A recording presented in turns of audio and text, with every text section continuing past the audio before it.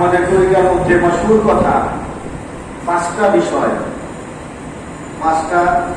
বিষয় প্রত্যেককে এটার মুখোমুখি হইতে হবে। আমাদের হুজুর সহজে বলার জন্য, বুঝার জন্য বলেন 5টা মামলা। আমাদের মরহুম সাহেব বলতেন 5টা মামলা। একটা মামলা থাকলে মানুষ অস্থির হয়ে যায়, কি করবে, কোন নেতাকে দিয়ে ছাড়াবে, কত টাকা দিয়ে ছাড়াবে, কত টাকায় মামলা থেকে মুক্তি পাবে, কোন ভালো উকিলকে ধরবে, কোন ব্যারিস্টারকে ধরবে, না আমার বিচারপতিকেও ধরতে হবে, কত রকমের চেষ্টা ফিকির থাকে একটা মামলা যদি কারো বিরুদ্ধে হয়ে যায়। আর 5টা এমন মামলা যে মামলা থেকে কেউ বাঁচতে পারবে না, যে মামলাগুলো থেকে কারো বাঁচা সম্ভব না। 1 নম্বর মামলাটা হলো মৃত্যু। কুল্লু নাফসিন যায়িকাতুল মাউত। 1 নম্বর মামলা মৃত্যু। এখন বলেন কে আছেন এরকম যে আমি মৃত্যুবরণ করবো না, মৃত্যু আমাকে স্পর্শ করবে না? আসি কেউ আমরা এরকম? আমরা নাই। যারা মৃত্যুকে জয় করতেছে, এরকম শব্দ আছে আমাদের সমাজে প্রচলিত, যারা মৃত্যুর দ্বার প্রান্তে মানুষকে জীবিত রাখার জন্য অপ্রাণ চেষ্টা করে সাকসেস হইতেছে।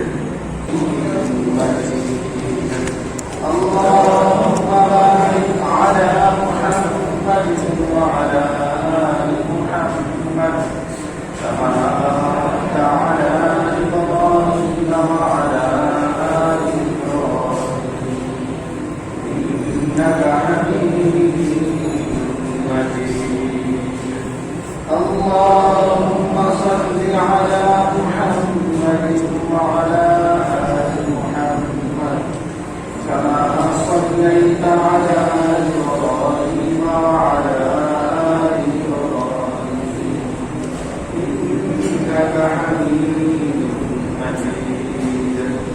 اللهم بارك على محمد وعلى آل محمد كما باركت على إبراهيم وعلى آل إبراهيم إنك حميد مجيد.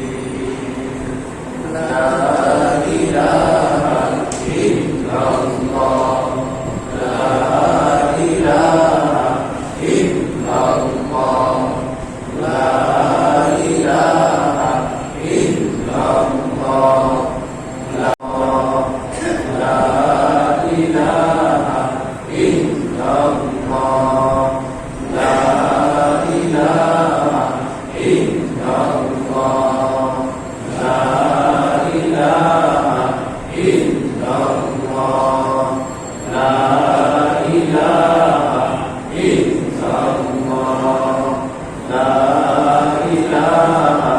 إلا الله، لا إله إلا الله، لا إله إلا الله محمد رسول الله صلى الله عليه وسلم. الحمد لله الحمد لله الحمد لله.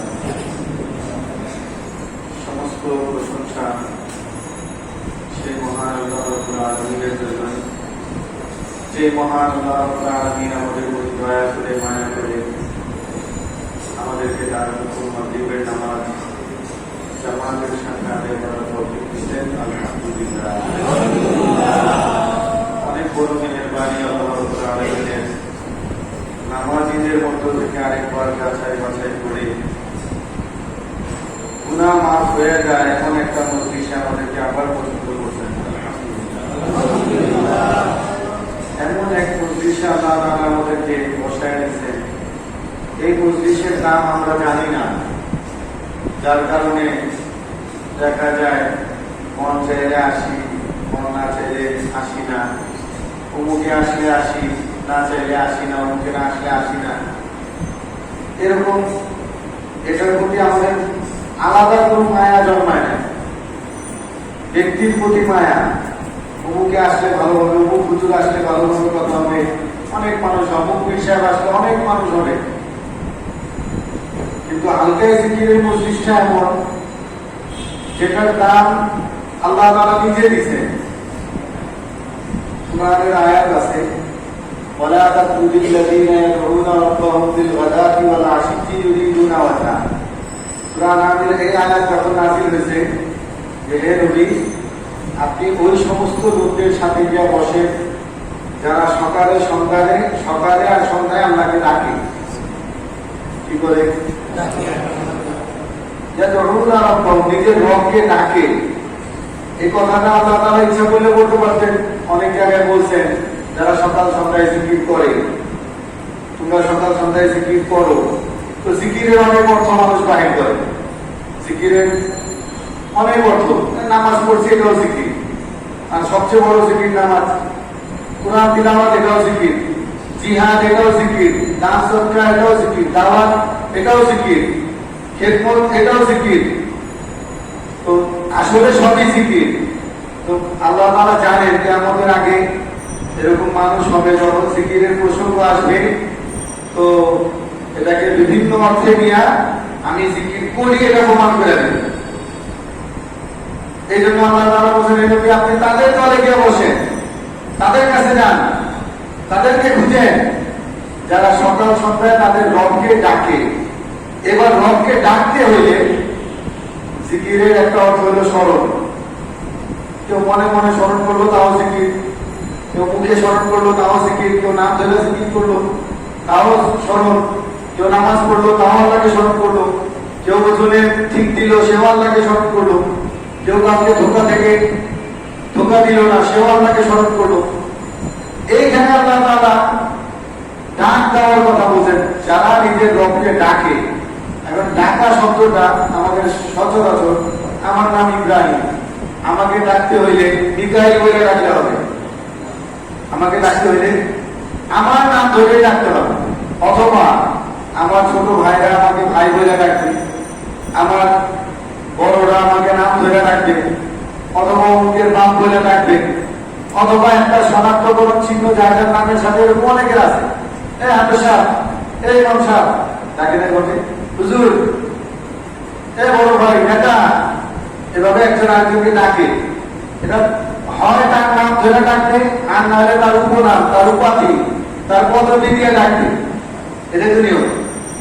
আল্লাহ তাআলাকে কারা ডাকে, কিভাবে ডাকে? আল্লাহ তাআলাকে এই ডাক দেওয়াটা এটা মুখের সাথে সম্পর্ক। ডাক দেওয়াটা মুখের সাথে সম্পর্ক। ডাকতে হইলে মুখ দিয়ে ডাকতে হবে, এটা একটা ব্যাপার। এখন আল্লাহ তাআলার নাম ধরে ডাকবেন না উপনাম ধরে ডাকবেন, এটা আল্লাহ তাআলা স্পষ্ট করে দিয়েছেন। ওয়ালিল্লাহিল আসমাউল হুসনা ফাদউহু বিহা। আল্লাহ তাআলার আল্লাহ নাম ছাড়াও আল্লাহ তাআলার আরো 99টা নাম আছে।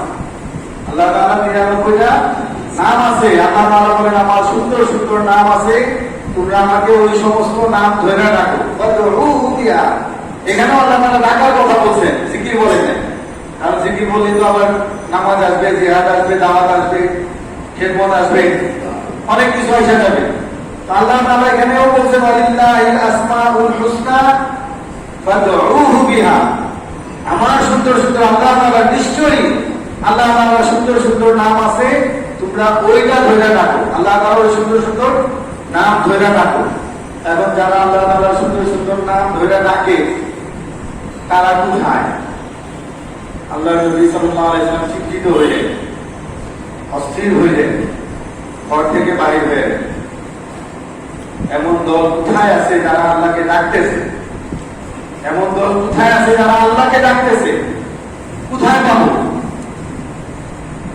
আল্লাহ হাবিব সাল্লাল্লাহু আলাইহি ওয়াসাল্লামের একটা অভ্যাস ছিল, যখনই তিনি কোনো কাজের উদ্দেশ্যে বাইরে হইতেন, মাগরিব ওয়াক্ত না হইলে মসজিদে ঢুকতেন, মসজিদে নববীতে ঢুকতেন, 2 রাকাত নামাজ পড়ে আল্লাহ তাআলার কাছে সাহায্য চাইতেন, এরপরে যাইতেন।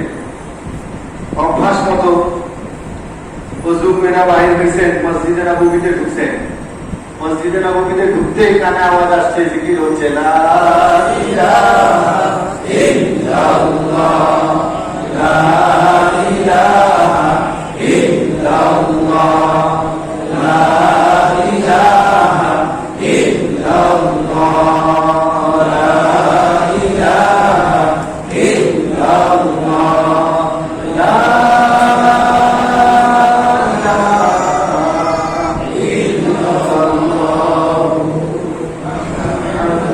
মুহাম্মাদুর রাসূলুল্লাহ সাল্লাল্লাহু আলাইহি ওয়াসাল্লাম।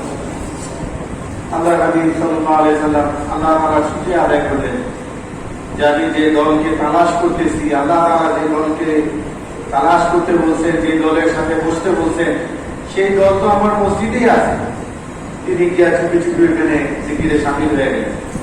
রাসূল সাল্লাল্লাহু আলাইহি ওয়াসাল্লাম যখন মসজিদে আসতেন তখন ওনার যে একটা গান, এই গানের মজলিসের উপস্থিত সবাই বুঝতে পারত রাসূল সাল্লাল্লাহু আলাইহি ওয়াসাল্লাম উপস্থিত হয়ে গেছে। যখন ওই গানটা আমাদের নাকে গেছে সব থেমে গেছে। রাসূল সাল্লাল্লাহু আলাইহি ওয়াসাল্লাম বলেন, তোমরা থামলা কেন? আল্লাহ তাআলা তোমাদের সামনে বসার জন্য আমাকে নির্দেশ দিচ্ছেন, তোমাদের সাথে বসার জন্য নির্দেশ দিচ্ছেন। আল্লাহ তাআলা তোমাদেরকে পছন্দ করেন, কি পরিমাণ পছন্দ করেন যে আমাকে বলছেন আমি নবী, শ্রেষ্ঠ নবী, আমাকে বলছেন তোমাদের সাথে বসার জন্য। আমরা হালকায় জিকিরের দাম বুঝি না। এরকম মজলিসে উপস্থিত থাকা ৬০ বছর নফল ইবাদত করার চেয়ে উত্তম। অল্প সময় উপস্থিত হয়ে আলহামদুলিল্লাহ আমাদের এখানে সপ্তাহে ৩ দিন, সোমবার, বৃহস্পতিবার এবং জুমার দিন ৩ তালা ৩ দিন হালকা জিকির হয়। জুমার দিন ফজরের পরেও হয়, কিন্তু আমরা থাকি না কেন? আমরা এটাকে ওইভাবে গুরুত্ব দেই না, আল্লাহ তাআলা যেভাবে গুরুত্ব দিয়েছেন ওইভাবে গুরুত্ব দেই না, রাসূল সাল্লাল্লাহু আলাইহি ওয়াসাল্লাম যেভাবে গুরুত্ব দিয়েছেন ওইভাবে গুরুত্ব দেই না যেভাবে সাহাবায়ে কেরাম দিয়েছেন। আল্লাহ তাআলা আমাদেরকে বুঝার তৌফিক দান করুন। আমাদের হালকা, এটা আমাদের দায়িত্ব, অনেক বড় নিয়ামত, অনেকের অনেক মেহনতের বিনিময়ে এখানে হালকা কায়েম হয়েছে। প্রতি মুহূর্তে এটাকে বদ্ধ করা, ধ্বংস করা না হোক এমন চাহানেওয়ালা মানুষের অভাব নাই। আরো এখানে অন্যান্য কিছু আসুক, অন্য কিছু আসুক, এটা যেন বন্ধ হয়ে যায়, চেষ্টা ত্রুটি নাই। কিন্তু আমরাও অবহেলা করতেছি, আমাদের ভিতরেও অবহেলা। আমরা একদিন আসলে আরেকদিন আসি না, অমুকে আসলে আসবো, আপনি গেলে যাবো, এরকম মানসিকতা নিয়ে আমরা থাকতেছি। ভাই, দুনিয়াটা খুবই সংকীর্ণ একটা জায়গা, ছোট্ট একটা জায়গায় সৃষ্টি জগতের মধ্যে এই পৃথিবীটা অনেক কম জায়গা নিচ্ছে। এর মধ্যে আমাদের বসবাস কয়দিনের জন্য?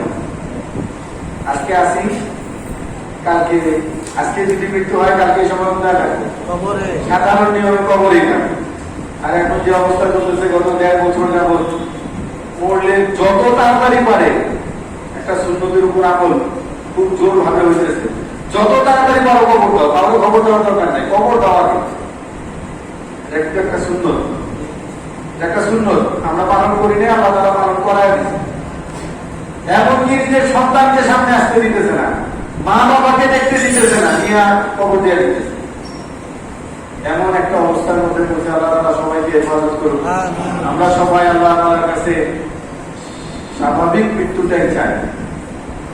আল্লাহ তাআলা আমাদেরকে, আমাদের দেশকে, সারা বিশ্ববাসী এই করোনা নামক যে আযাব চলতেছে থেকে আল্লাহ তাআলা হেফাজত করেন। আমরা এই মজলিসটাকে গুরুত্ব দেওয়ার চেষ্টা করি, আল্লাহ তাআলা আমাদেরকে তৌফিক দান করুন। আমরা কেউ থাকবো না, মৃত্যু এসে যাবে, চলে যেতে হবে। আমাদের তরিকার মধ্যে মশহুর কথা, 5টা বিষয় প্রত্যেককে এটার মুখোমুখি হইতে হবে। আমাদের হুজুর সহজে বলার জন্য, বুঝার জন্য বলেন 5টা মামলা। আমাদের মরহুম সাহেব বলছেন 5টা মামলা। একটা মামলা থাকলে মানুষ অস্থির হয়ে যায়, কি করবে, কোন নেতাকে দিয়ে ছাড়াবে, কত টাকা দিয়ে ছাড়াবে, কত টাকায় মামলা থেকে মুক্তি পাবে, কোন ভালো উকিলকে ধরবে, কোন ব্যারিস্টারকে ধরবে, না আবার বিচারপতিকেও ধরতে হবে, কত রকমের চেষ্টা ফিকির থাকে। একটা মামলা যদি কারো বিরুদ্ধে হয়ে যায়, আর 5টা এমন মামলা যে মামলা থেকে কেউ বাঁচতে পারবে না, যে মামলাগুলো থেকে কারো বাঁচা সম্ভব না। 1 নম্বর মামলাটাই হল মৃত্যু। কুল্লু নাফসিন যায়িকাতুল মাউত, 1 নম্বর মামলা মৃত্যু। এখন বলেন, কে আছেন এরকম যে আমি মৃত্যুবরণ করবো না, মৃত্যু আমাকে স্পর্শ করবে না? আসি কেউ আমরা এরকম? আমরা নাই। যারা মৃত্যুকে জয় করতেছে, এরকম শব্দ আছে আমাদের সমাজে প্রচলিত, যারা মৃত্যু মৃত্যুর দ্বার প্রান্তে মানুষকে জীবিত রাখার জন্য অপ্রাণ চেষ্টা করে সাকসেস হইতেছে। একেবারে মৃত্যু ঘোষণা হয়ে গেছে, এখন মানুষ জীবিত হয়ে আমরা চলতেছে ফিরতেছে। এই কাজগুলি যারা করতেছে ডাক্তাররা তো মরে না, ডাক্তারদের মৃত্যু হয় নিশ্চিত। কেন? সে তো বাঁচার উপায় জায়গা গেছে, সব রোগের চিকিৎসা তার কাছে আছে, তারপরেও মৃত্যুর হাত থেকে বাঁচতে পারে। ক্ষমতাবানরা ক্ষমতা দিয়া মৃত্যুর আগ পর্যন্ত ক্ষমতা ছাড়তে চায় না, কিন্তু তারপরেও ভূমিকা থাকে, মৃত্যু আসে না। গ্যারান্টি আছে যে ক্ষমতা থাকলে মৃত্যু আসবে না, এইটার গ্যারান্টি আছে মৃত্যু আসলে ক্ষমতা থাকবে না, এটার গ্যারান্টি আছে। সেরকম 400 বছর ক্ষমতায় ছিল, কতদিন?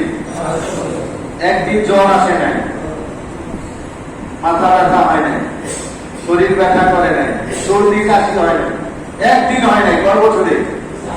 400 বছরে। আজকে ফেরত কোথায়? তার ক্ষমতা কোথায়? তো মৃত্যু এমন একটা মামলা আপনার আমার কাঁধের মধ্যে আছে, এই মামলা থেকে বাঁচার উপায় নাই, মামলাটা সহজ হওয়ার উপায় নাই। এই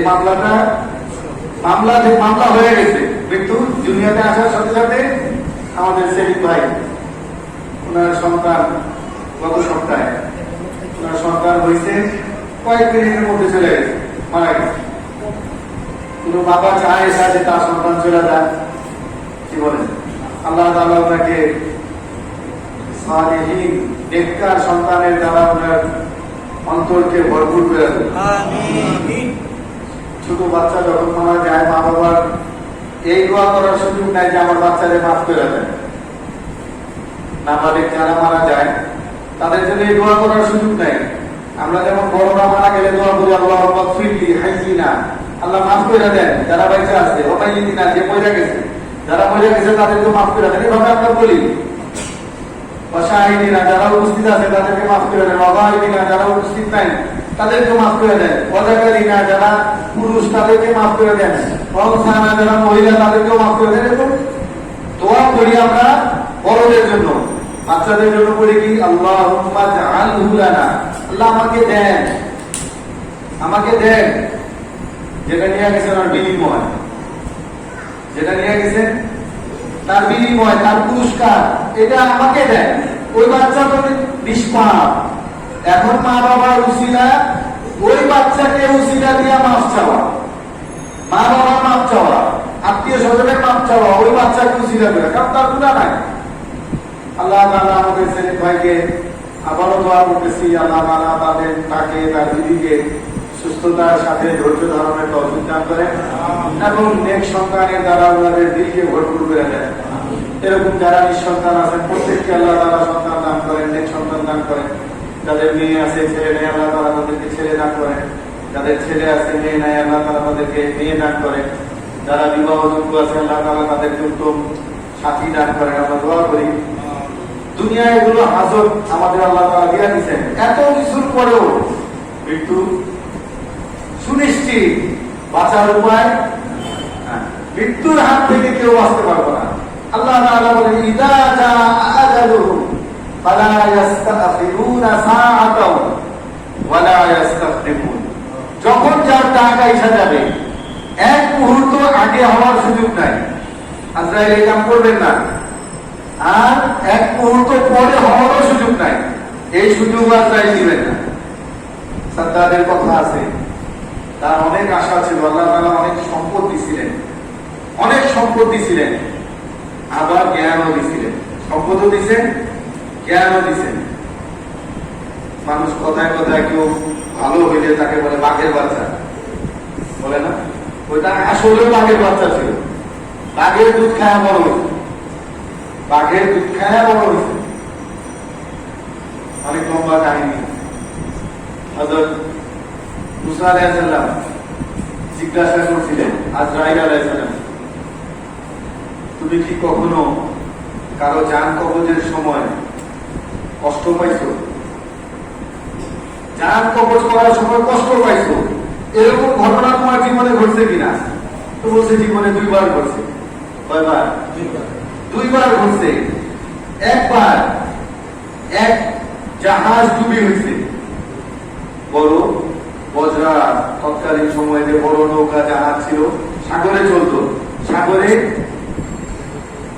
তুফানে ঢেউয়ের মধ্যে দুইবার গেছে, যা ছিল সব পড়ছে। একটা কাঠের তক্তার উপরে একটা মহিলা বাইচা ছিল, কাঠের তক্তার উপরে, সে পুরো ভাগ্যটার উপরে উঠছে, ওইটার মধ্যেই ভাসতেছিল, মরে নাই, গর্ভবতী ছিল। প্রসব বেদনা উঠে গেছে সাগরের মাঝখানে, কোথাও কোনো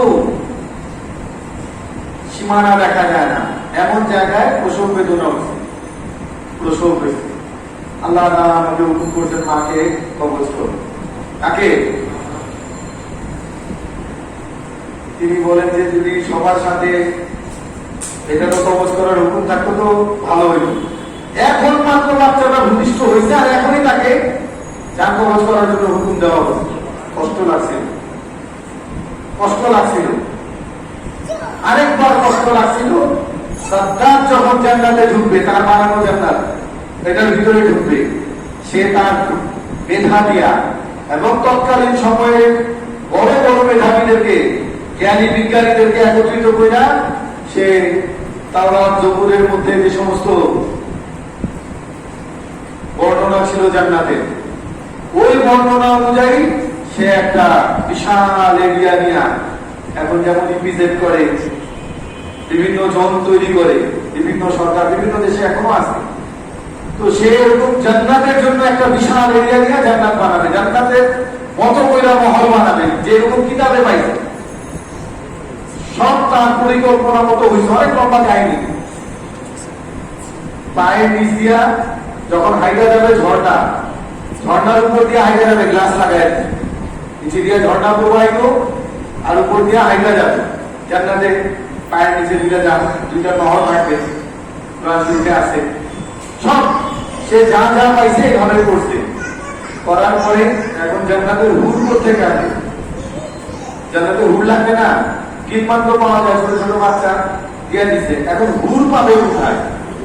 এর জন্য সে বিশ্বের প্রথম সুন্দরী প্রতিযোগিতা সাদ্দাত করছে, হাজার হাজার বছর আগে বাছাই করছে সুন্দরী মহিলা, পারস্যের যত মহিলা সুন্দরী, তাদের থেকে বাছাই করা সুন্দরী নিচ্ছে। তৎকালীন সময়ে অকল্পনীয় সুবিধা দিয়া, টাকা পয়সা, বাড়ি গাড়ি সব দিয়া সে ঘুর বানাবে, এই ইয়াতে নিয়ে এগুলোকে সেটিং করছে, ভিতরে সব হয়ে গেছে। আজকে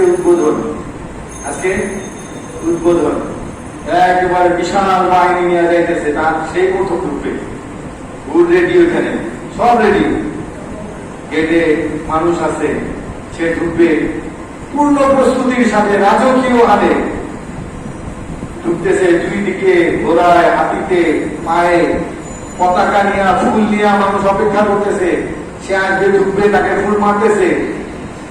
ঘোড়ার উপরে সবার পিছন থেকে একজন ডাক দিছে, হে সর্দার, তাকাইছে, এখন আমি জান্নাত উদ্বোধন করতে যাইতেছি, যত কথা আছে শুনবো, বাইরে বাইরে, এখন যাও। আবার ডাক দিছে, একটু কঠিন, আগের চেয়ে একটু কঠিন, পিছিয়ে তাকাইছে, আওয়াজটা কেমন জানে, তোমাকে না বলছি পরে আসো, এখন কথা বলার মতো সময় নাই। আমার না, তোমার সময় নাই, সময় নাই না, তোমার সময় নাই, আমাকে কি সময়ের কথা বলতেছো? আমার অনেক সময় আছে, তোমার সময় নাই, তোমার সময় শেষ। এই কথা বলতে বলতে এক পা ঢুকাই দিছে জান্নাতের ভিতরে, ঘোড়া থেকে নাইমা এক পা ঢুকাই দিছে, আর এক পা বাড়িতে। আল্লাহ তাআলার হুকুম, কবজ করো। সাদ্দাত বলছে, একটু সুযোগ দাও, আমি এক নজর দেখবো, এক নজর, আমি অনেক পরিশ্রম করছি, পরিচয় দিয়ে দিচ্ছে আমি মালাকুল মউত, তোমার সময় নাই, আমার অনেক সময় আছে, কিন্তু তোমার সাথে কথা বলার মতো সময় নাই, কারণ তোমার সময় নাই, তুমি কোথেকে দিবা সময়? এখনই তোমার মৃত্যু হবে, একটু সুযোগ দাও, আমার সারা জীবনের শ্রম। হযরত আজরাইল আলাইহিস সালাম বলেন যে ওই সময় আমি কষ্ট পাইছি, এত কিছু বানায়া দেখতে পর্যন্ত পাবো না, ভোগ করার পরের কথা, হইল না, তার আগে মৃত্যু। হযরত জিবরাইল আলাইহিস সালাম রাসূলুল্লাহ সাল্লাল্লাহু আলাইহি ওয়াসাল্লামকে এই ঘটনা বলে বলছেন যে হুজুর আপনি কি জানেন ওই দুইজন, ওই যে দুইজনের ঘটনা বলছে, এই দুইজনকে ওই একটাই, ওই বাচ্চাটাই সাবধান যার মা সাগরের মাঝখানে মারা গেছে, তাকে আল্লাহ এত মেহেরবানি করছে, ওই কাঠের তক্তা ভাইসা জঙ্গলে গেছে, বাঘ আইসা খাওয়ার জন্য আসছে, আল্লাহ তাআলা বাঘের দিলের ভিতর মায়া দিয়ে দিচ্ছেন, বাঘ নিজের দুধ খাওয়ায় নিজের মতো করে বড় করছে, বাঘের বাচ্চা হয়েছে, জ্ঞান দিছে আল্লাহ তাআলা, সর্বোচ্চ জ্ঞান দিছে পড়ালেখা করা ছাড়া, সহায় সম্পদ সব দিছে, কিন্তু বিনিময় আল্লাহ তাআলার মোকাবিলা করছে। জান্নাত আল্লাহ তাআলা বানায় রাখতে বলছে যে তোর পরকালে আমরা নগদে বিশ্বাসী, যেটা নগদে পাবো সেটা নিব, কি এর মৃত্যুর পর বাঁচতে পারে না, চলে গেছে ওইখানে অর্ধেক অর্ধেক লাশ করছে, অর্ধেক তার জান্নাতের ভিতরে, অর্ধেক তার জান্নাতের বাইরে। আল্লাহ তাআলা ভোগ করার দূরের কথা দেখারও সুযোগ দেয় না। এজন্য ভাই মৃত্যুর হাত থেকে আমরা কেউ বাঁচতে পারবো না, বাঁচা সম্ভব না। 1 নম্বর মামলা, যেহেতু নিশ্চিত মৃত্যু হবেই, তাহলে ভাই আমাদের প্রস্তুতি নেওয়া দরকার, প্রস্তুতি দরকার। কত মানুষ হঠাৎ করে চলে যেতেছে করোনায়, এমনি তো যাই প্রতিদিন। গত আজকে পত্রিকায় দেখছি যে 27 জন বজ্রপাতে মারা গেছে, এর আগের দিন দেখছি 7 জন মারা গেছে বজ্রপাতে। খেতে কাজ করতেছে, হঠাৎ বৃষ্টি চমকাইছে, আয়সা পড়ছে, কয়লা হয়ে গেছে, আওয়াজ হয়েছে, আওয়াজ শুনছে, কানের পর্দা ভাইয়া মারা গেছে, খুব হার্ট অ্যাটাক করে মারা গেছে মানুষ, তার উপরে পড়ে না কিন্তু আওয়াজেই মরে গেছে। কখন কার মৃত্যু কিভাবে আসবে, আসবে নিশ্চিত, কিভাবে আসবে জানি না। এজন্য ভাই আমাদের প্রস্তুত থাকা দরকার, তৈয়ারি করা দরকার মৃত্যুর জন্য, যদি বুদ্ধিমান করি। এজন্য ভাই আমাদের প্রত্যেক সোমবার, বৃহস্পতিবার, জুমার দিন, তিন তারা আমাদের যে হালকা হয়, অবহেলা না করি। এগুলো মৃত্যুর সামান, এই দ্বারা আপনার আমার মৃত্যুর অবস্থাটা, মামলাটা সহজ হবে, আল্লাহ তাআলা সহজ করবে। এই মামলায় আমরা জিতে যাব, মামলা থেকে বাঁচতে পারবো না, কিন্তু মামলায় জিতায় দিবেন আল্লাহ তাআলা যদি আমি কিছু নিয়ে যেতে পারি। মৃত্যু পর্যন্ত যদি আমরা গোলাম হয়ে থাকতে পারি, তাহলে আমার জন্য সহজ। আর এরকম মজলিস আপনাকে আমাকে আল্লাহর গোলাম বানাইতে সহযোগিতা করবে, এরকম মজলিস আপনার আমার দিলকে তৈয়ার করবে। আল্লাহ তাআলা আমাদের প্রত্যেককে প্রত্যেকটা মজলিসে আমরা উপস্থিত থাকতে পারি, তৌফিক দান করেন। আরেকটা সমস্যা আমাদের হইতেছে, অনেকে বলছিলেন যে বৃহস্পতিবারকে কথা বলবে বইলা যাওয়ার জন্য, তো দেখা যায় যে গত সোমবারে আমি আসতে পারি কোরআন শিক্ষার। আমরাই যদি এগুলোর সাথে জড়ায় না থাকি, তাহলে আমি মৃত্যুর জন্য প্রস্তুত আছি কিভাবে বললাম। আজকে যদি আমি তোতালার ক্লাসে উপস্থিত থাকি, কালকে যদি আমার মৃত্যু হয়ে যায়, আমি থাকতে না পারি, ওই মানুষগুলোর মনে করবে কি করবে না। আমাদের এক ভাই ছিল মিজান ভাই, আমাদের হায়দার ভাইয়ের ভগ্নিপতি, একেবারে প্যান্ট শার্ট পরে এখানে আসছে। ওই ক্লাসে শেষ দিকে আল্লাহ তাআলা পুরো কমপ্লিট সুরত দান করছে, তারপরে নিয়ে গেছে। আমরা এখনো তাকে সম্মানের সাথে, ইজ্জতের সাথে স্মরণ করলাম যে আল্লাহ তাআলা তাকে পুরোপুরি দিয়েছেন, মাথা থেকে পা পর্যন্ত পুরো আল্লাহর হাবিবের সুন্নাত দিয়া আল্লাহর গোলাম বানাই নিয়ে গেছে। এটা তো একটা না, এরকম একাধিক ঘটনা। আলহামদুলিল্লাহ আমাদের জাকির ভাইদের মধ্যে অনেকে রমজান মাসে ইন্তেকাল করছেন, অধিকাংশ রমজান মাসে ইন্তেকাল করছেন। কেন? চাইছেন আল্লাহ তাআলা, তো চাইলে দিয়ে দিবেন আল্লাহ তাআলা।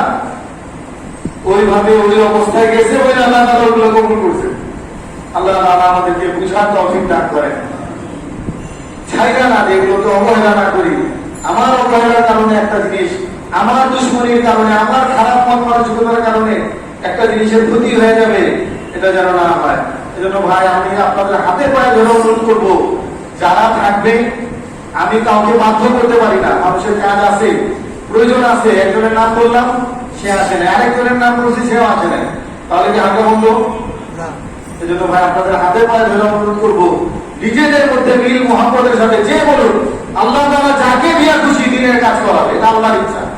আল্লাহ তাআলা কাফের দিয়ে দিনের কাজ করাইছেন, এটা আল্লাহ তাআলা পারে করাইছেন। ভাই যে যেভাবে দিনের জন্য কাজ করে, আমরা এটাকে নিজের ইচ্ছার বিরুদ্ধে হইলে মাইনা নিব, আল্লাহ তাআলা আমাদেরকে তৌফিক দান করেন। আল্লাহ তাআলা যাকে দিয়া কাজ করার আমরা খুশি মনে মাইনা নিব, আমি করবো এবং এই সমস্ত দিনী মজলিসগুলো নিজ দায়িত্বে চালু রাখার আল্লাহ তাআলা তৌফিক দান করেন। আমাদের ছোট ছোট ভাইরা অনেকে আলহামদুলিল্লাহ অনেক যোগ্যতা, আমরা যদি তাদেরকে সামনে না আনি, আমরা যদি সুযোগ করে না দিই, তাহলে তারা আগে বাড়বে কিভাবে? তো আমি অনুরোধ করবো যে ঘুরায়া ফিরায়া একদিন আপনার পছন্দ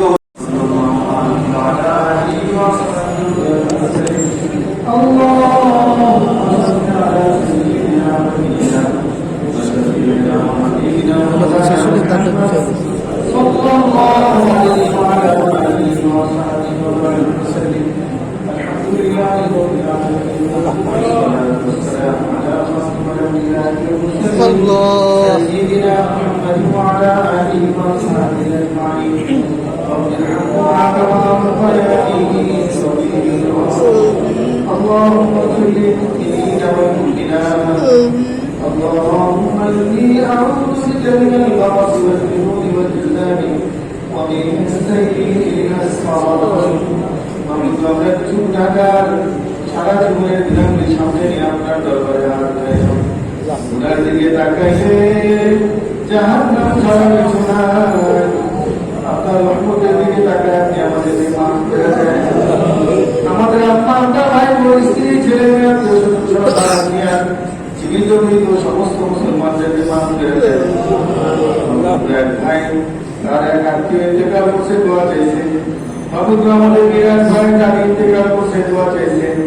বাবুদ আমাদের সেলিম ভাইয়ের সন্তান ইন্তেকাল করছে, দোয়া চাইছে। বাবুদ আপনি দয়া করে মেহরবানি করে আমাদের যত আত্মীয় স্বজন কবরে আছে প্রত্যেকের রূহে এবং আমাদের সমস্ত আমলের সওয়াবগুলি তাদের কাছে পৌঁছায় দেন। এক ভাই কোরআনের আযাইকে খতম করছে, বাবুদ এই ত্রুটিগুলোকে মাফ করে দেন।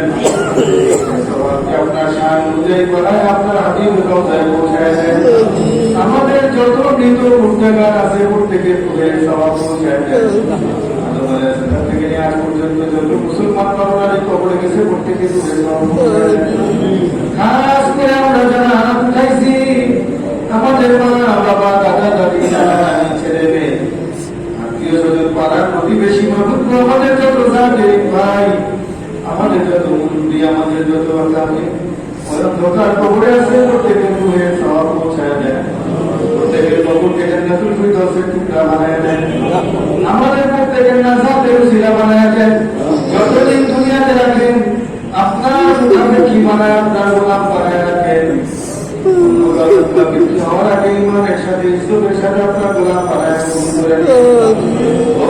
আমাদের মধ্যে যারা সুস্থ করে দেন, যারা ঋণ মুক্ত করে দেন। আমাদের অন্তরে দোয়া আছে, দোয়া চলতেছে, মাহবুব প্রত্যেকে দোয়া কবুল করে দেন।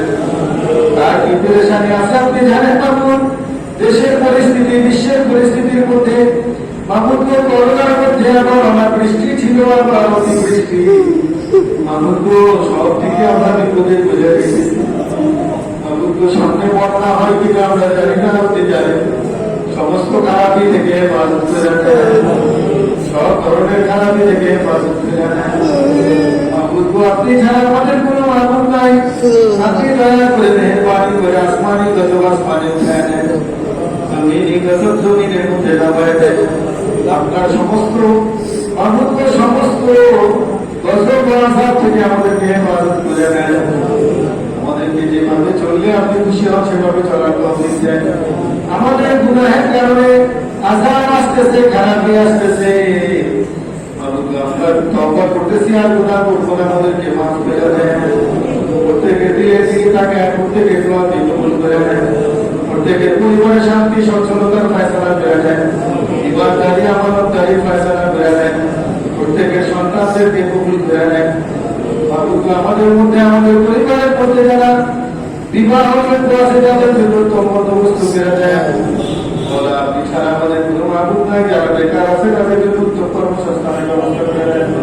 সুবহানা রাব্বিকা রাব্বিল ইজ্জাতি আম্মা ইয়াসিফুন ওয়া সালামুন আলাল মুরসালিন ওয়ালহামদুলিল্লাহি রাব্বিল